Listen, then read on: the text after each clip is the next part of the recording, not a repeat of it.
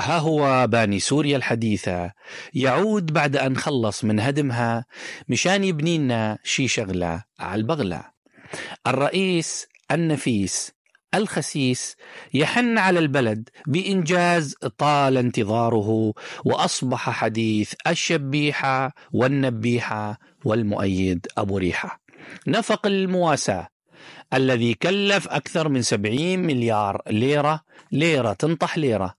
هذا النفق الذي بات أغنية تتردد في كل قرنة من السوشيال ميديا لتفرده وعظمة إبداعه وفرادته الهندسية البديعة. الأخبار تقول بأن دبي والرياض وحتى السيسي صبح يقررون الاجتماع ببشار مجلس العواميد للاستفادة من عظمة تفكيره، وأنه لم يفكر فقط خارج الصندوق، لا، لقد كشم الصندوق كشمة.